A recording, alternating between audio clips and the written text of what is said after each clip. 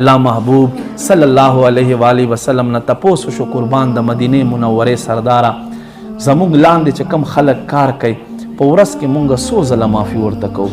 نبی پاک صلی الله علیه و آله وسلم ورته فرمایي وایي کدی ستا لاندې کار کوونکی په ورځ کې په یوې ورځ کې اویا ځله غلطي وکړي فرمایي ته اویا ځله دته معافي کوه معاف کوئ اویا ځله معافي کوه.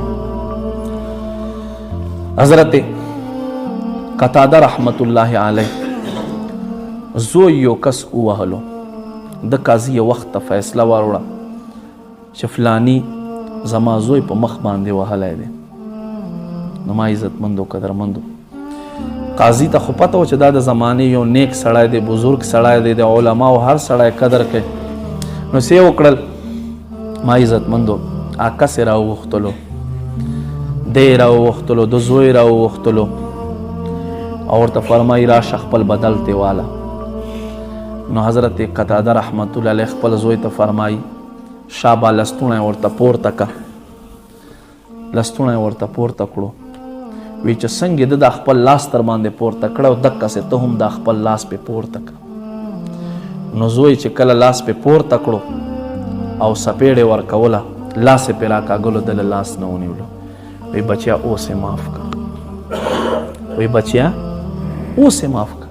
وی بابا دا لستوڼی را باندې پورته کول او دا لاس را باندې پورته کړو وی دا څه و وی اصل مقصد او مطلب دا دی چې کله انسان تا لاس لاندې راشي او ته بدل اخیستلو باندې پورا قادر شي او په دې وخت کې معاف کې په دې وخت کې معاف کې معافي ورته وکړي.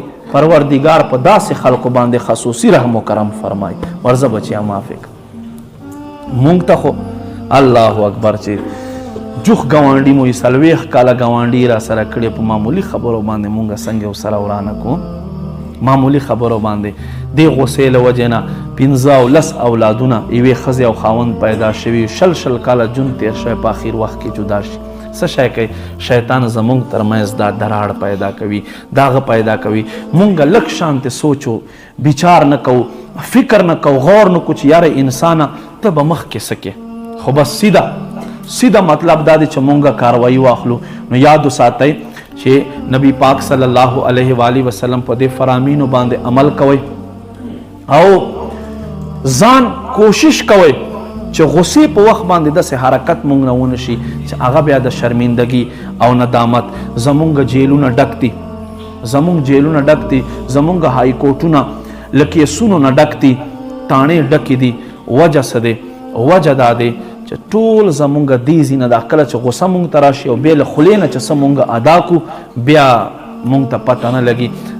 حدیث شریف کې راځي نبی پاک صلی الله علیه و آله وسلم فرمایي احیاء العلوم کې امام غزالی صاحب دا حدیث راوړي فرمایي روزانه دې جبې ته چې زما په خوله کې دی ستا په خوله کې دی دې جبې ته روزانه په انسان وجود کې 360 جوړونه دي اندامونه دي دا ټول ورته وایي ای جبې په کلا راشه که چېرته ته روغه وې مونږ به تا سره روغ یو او که چېرته ته روغه نه او غلطه استعمال شي بیا خو ته خپل ځان محفوظ کې وهل ټکول خو بیا مونږ خورو. نو ما عزتمنو تاسو به کتلي څوک هم د چا ژبه نه وهي کنځلې په ژبې ورته کړي خو څوک ژبه نه وهي اوږې وهي خپې وهي په خېټه کې وهي څه شی ټول نقصان خو د ژبې دی که نه.